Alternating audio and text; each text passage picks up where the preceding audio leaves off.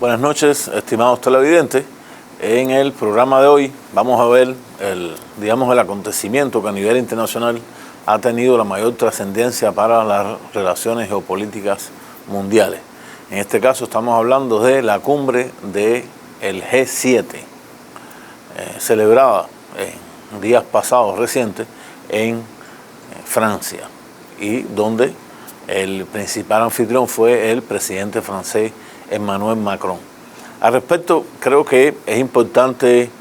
primeramente hacer un recuento histórico de cómo llega esta cumbre de G7. En primer lugar, la cumbre como tal, o sea, este grupo realmente se conformó en el año 1973 por 5 países, o sea, no eran 7, digamos, las 5 economías más industrializadas del occidente, en este caso Estados Unidos, Francia, Gran Bretaña, Alemania y Japón. A estos se agregó primeramente como, digamos, en un nuevo formato, Italia, y finalmente se agregó Canadá para formar la cumbre, o esos que se han sido llamados, yo creería que erróneamente por muchos, las 7 mayores economías o los 7 países más industrializados del mundo. ¿Y por qué digo esto? En primer lugar porque no se puede hablar de los países más industrializados del mundo sin incluir a China, y China no tiene parte de este formato. Por lo tanto, estamos viendo un grupo de países que podríamos decir que son las economías occidentales más desarrolladas y más industrializadas, pero realmente no son todas las economías del mundo, porque si vamos yo creería incluso que no se podría incorporar desde el punto de vista industrial solamente a China, habría que incorporar también posiblemente a la India, otro país que tiene hoy una gran relevancia industrial a nivel mundial, y esos 2 países no están incluidos en este formato, yo creería, porque son países que tienen más relaciones, digamos, con el Oriente, la cuenca del Pacífico, no la cuenca del Atlántico, porque si vemos estas economías que conformaron el G7 o que conforman hoy el G7 tienen más relaciones con el Atlántico que con el Pacífico, y hay que destacar que en este momento de las relaciones económicas mundiales, la cuenca del Pacífico tiene la mayor trascendencia desde el punto de vista económico a nivel mundial por el despegue industrial de China, que ha llegado prácticamente en muchos indicadores a superar a Estados Unidos, y por otro lado también el gran despegue industrial de la India, que también ha superado en muchos indicadores a grandes economías de eso que hemos llamado el occidente industrializado. A esto hay que agregar también que en el año 1998 esta cumbre de G7 se convirtió en la cumbre de G8 cuando incorporaron a Rusia en el formato, no por su trascendencia económica, creería yo, que realmente otras economías incluso tienen, digamos, una trascendencia mayor, sino más que todo por la influencia rusa en Europa desde el punto de vista político y desde el punto de vista militar. Es para todos desconocido que Rusia es la segunda potencia militar del mundo, solo superada por los Estados Unidos. Pero lo cierto es que en el año 1998 se incorpora Rusia, y Rusia estuvo participando en este formato de que entonces no hubiera sido G7, se llamó G8 hasta el año 2014, cuando Rusia se anexa el territorio de Crimea, que hasta ese momento había sido de Ucrania, y a la vez se intensifica entonces el conflicto en la parte este ucraniana, en esas repúblicas creadas de lo que se ha llamado la Nueva Rusia, que son, digamos, 2 entes estatales o 2 entes paraestatales que quieren la separación de Ucrania y la anexión a Rusia. Lo cierto es que Rusia, al anexarse esta península, trajo consigo una protesta, yo diría sobre todo de esas grandes economías industrializadas del occidente, encabezadas por Estados Unidos, lo cual hizo que a partir del año 2015 Rusia fuera separada de este formato, y el formato entonces volviera a llamarse G7 hasta nuestros días. O sea, recalcando lo que hemos hablado, hay dos cosas importantes. Aquí realmente no se incluyen las economías más industrializadas del mundo porque no se incluye ni a China ni a la India. Y por otra parte estamos hablando de las economías más industrializadas del occidente, digamos occidente capitalista, de ese que se ha llamado por diferentes teóricos el capitalismo neoliberal representativo, que tiene una mayor afluencia en Europa y que estos 7 países, de estos 5 en Europa y 2 en Norteamérica, Estados Unidos y Canadá, conforman ese bloque. ¿Qué trascendencia tiene este nuevo, este encuentro que se dio en Francia? Yo creería que hay diferentes momentos importantes que vamos a tratar de relatarles y compartir con ustedes. Yo creería que el primer momento más importante de esto es que Emmanuel Macron produce, porque realmente fue guía de esta última reunión de G7 en Francia, y se da en los marcos de lo que está ocurriendo en el Amazonas. Todos sabemos que el Amazonas tiene grandes incendios forestales. El Amazonas mayoritariamente en Brasil, pero hay incendios también en Bolivia, hay incendios también en Venezuela, hay incendios también en Perú, quiere decir en todos los países que comparten territorio o comparten frontera con el Amazonas, aunque el Amazonas mayoritariamente es de territorio brasileño. Esto ocurre, esta cumbre de los G7 ocurre en un momento que prácticamente llevaba más de una semana estos incendios que parece dar la impresión, de acuerdo a diferentes fotografías de la NASA o de otras agencias aeroespaciales, que los incendios tienen una extensión que ha superado los incendios más grandes del Amazonas del año 2010. O sea, 2019 estos incendios están realmente,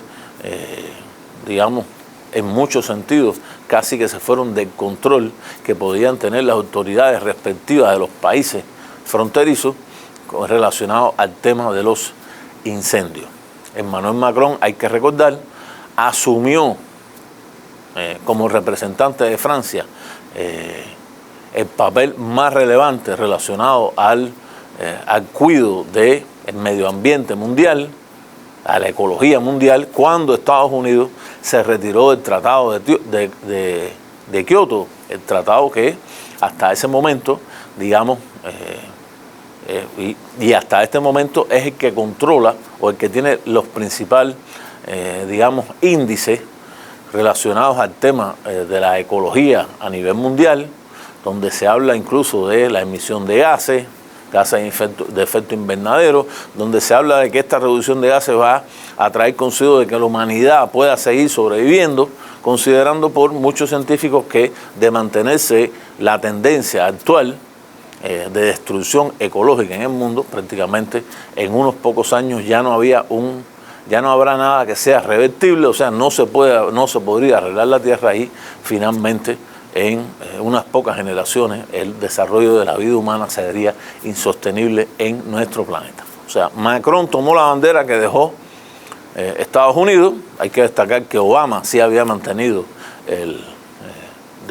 cuidado ecológico del planeta. Llega la nueva administración Trump, una de las primeras medidas que toma es salirse de este acuerdo y empieza a desarrollar otra vez en los Estados Unidos diferentes explotaciones económicas relacionadas con la explotación de los recursos finitos, casi siempre de petróleo o de gas, en este caso en territorio estadounidense. O sea, la administración Obama lo había suspendido, la administración Trump vuelve a retomar el camino de la explotación de esos recursos en los propios Estados Unidos. A esto hay que agregar que en Brasil también gana la presidencia Jair Bolsonaro, de la extrema derecha brasileña, e incluso en sus primeros discursos planteó que el Amazonas era un lugar que era explotable, que la economía de Brasil necesitaba explotar el Amazonas, y sus palabras relacionada a los hechos,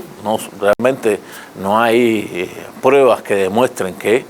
estos incendios han sido provocados intencionalmente, sino que hay una política de explotación de los recursos del Amazonas,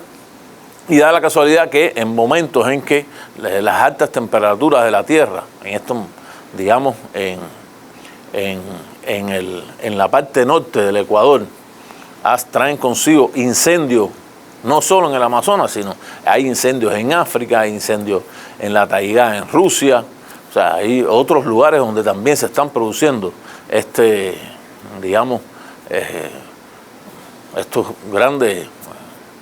incendios que están destruyendo los bosques. Hay que recordar también, y es importante destacar, lo que el Amazonas es considerado el pulmón del planeta. Quiere decir de que los bosques que hay en el Amazonas son los que limpian el carbono y producen oxígeno. Si no se produce oxígeno y el carbono empieza a ser el mayoritario, incluso llegaría el planeta Tierra a ser no respirable. Por lo tanto, esa es una de las importancias fundamentales que tiene el Amazonas. Y lo cierto es que, repito, ocurre estos incendios, una política de Jair Bolsonaro que parece que los ganaderos brasileños, buscando nuevas tierras, usan las quemas de los bosques como una forma de ampliar los territorios donde se puedan cultivar pastos, y da la impresión de que esos incendios se fueron de las manos, quedaron descontrolados, y ha traído consigo esa gran, digamos, ese casi que un ecocidio a nivel mundial en estos territorios. Entonces, esta es una de las causas, o es uno de los temas que se debate en la cumbre de G7, y trae consigo un enfrentamiento entre el presidente francés con el presidente brasileño. No creo que sea importante destacar los temas de índole personal, choques también de índole personal que han habido, que han agriado las relaciones entre ambos países, sino que más que todo la propuesta del G7 de que se diera 22 millones a Brasil para combatir estos incendios fue rechazada por el presidente brasileño, tema que continuaremos discutiendo a partir de la segunda parte del programa.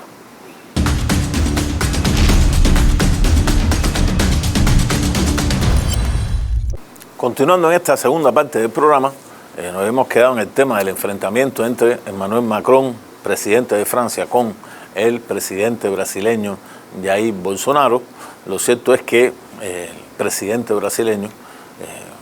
señaló de que si Francia o los países de G7 intervenían en territorios que eran territorios brasileños, se estaba violando de una u otra manera la soberanía nacional. O sea, digamos que eso fue su pretexto fundamental para no aceptar la ayuda de G7, y en este sentido yo creo que es importante destacar que en un primer momento, de una manera ambivalente, el gobierno estadounidense, la administración Trump, no tuvo una definición clara de si tomaba parte en esa ayuda o si no tomaba. Lo cierto es que esta definición no clara termina prácticamente en el día de ayer, cuando el presidente Trump señaló que estaba de acuerdo con Jair Bolsonaro, uno de los principales, digamos, aliados de los Estados Unidos en la región, en América Latina. O sea, Estados Unidos tomó parte a favor del presidente de Brasil y señaló que Brasil era un país independiente y que, por lo tanto, había que tener una coordinación previa con el gobierno brasileño para después dar la ayuda para combatir los incendios. Por otra parte, en esta cumbre de G7 ha sido muy importante las discusiones que se han tenido entre las diferentes partes relacionadas a Rusia. ¿Por qué? En este caso, Francia, incluso Emmanuel Macron se reunió 3 días antes, se había reunido con el presidente ruso, Vladimir Putin, y respaldado por los Estados Unidos, por el presidente Trump, digamos que son los dos países que más ha salido a la palestra a los medios de comunicación de que apoyan que Rusia vuelva al formato de G7 y el formato se convierte otra vez en el formato G8. Al respecto, el presidente estadounidense ha planteado algo así como que es preferible tener a Rusia adentro que tenerla a Rusia afuera, que eso le conviene a los intereses de todos. Yo creería que en este caso el presidente estadounidense está viendo la posibilidad de incluir a Rusia y ejercer una influencia sobre Rusia en momentos en que se agudiza la contradicción entre las contradicciones económicas y la guerra económica entre Estados Unidos y China. O sea,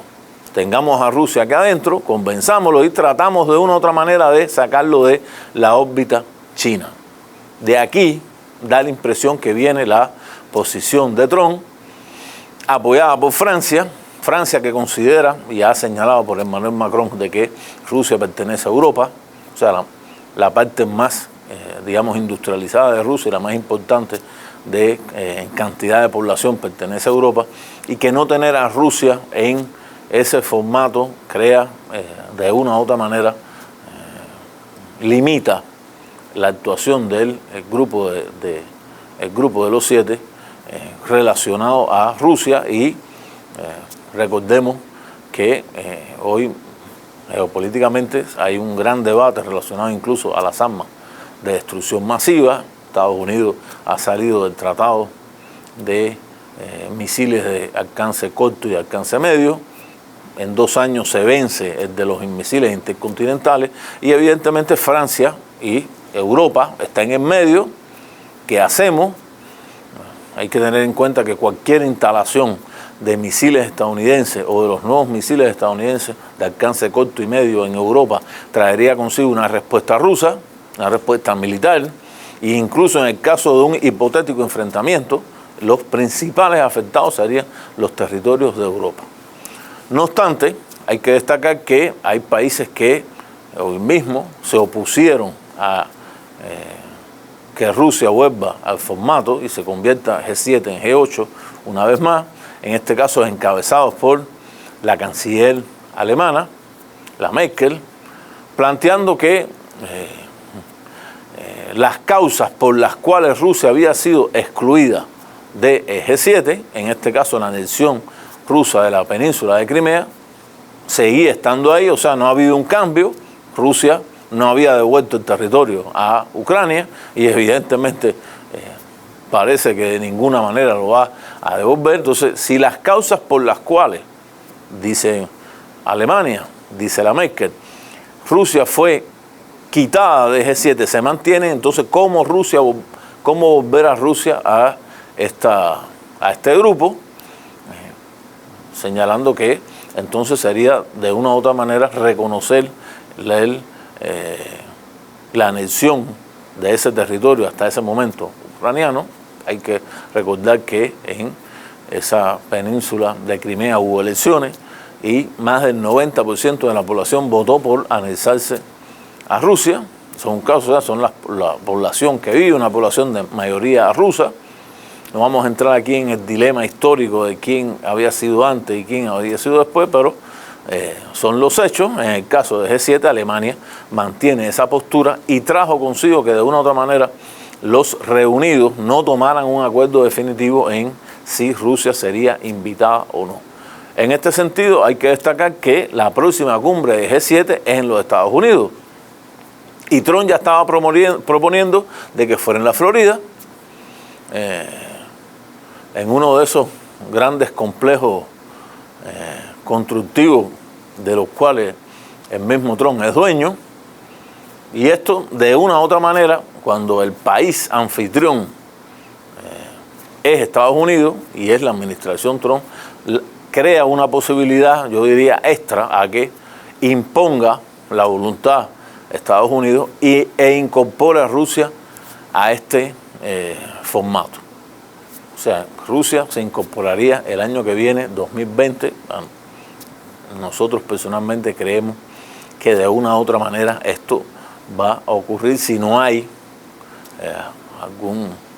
enfrentamiento, otro nuevo enfrentamiento o otra escalada de las sanciones que Europa Occidental y los países más industrializados de Europa han impuesto a Rusia relacionado con el tema de Ucrania. El otro punto destacado en esta agenda discutida en el G7 es de que de manera sorpresiva el presidente francés Emmanuel Macron anunció que el canciller iraní Mohammad Sharif estaba volando hacia Francia y iba a tener reuniones con los miembros del formato de G7 que quisieran tenerla. Hay que destacar que la delegación estadounidense en cierto momento manifestó como sorpresa, o sea, muchos de los integrantes no sabían siquiera de que el canciller iraní estaba volando hacia Francia, en lo que hay que tener en cuenta que las relaciones en este momento entre los Estados Unidos y Francia entre los Estados Unidos e Irán son relaciones de enfrentamiento que se están dando desde el momento que Estados Unidos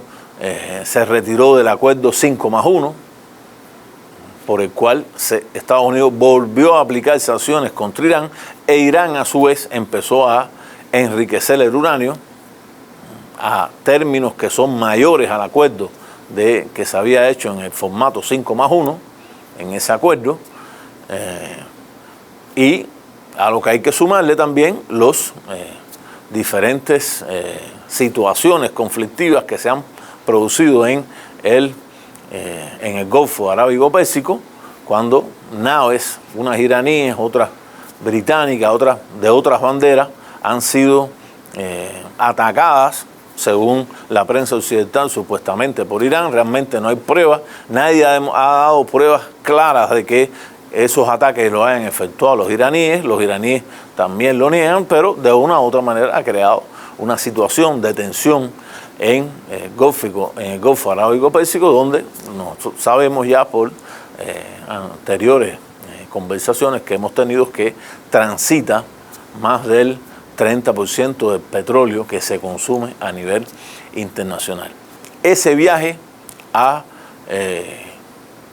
Francia del canciller Mohammad Sharif a Francia trajo consigo de que se reuniera con Emmanuel Macron. También tuvo consultas eufemísticamente puesto por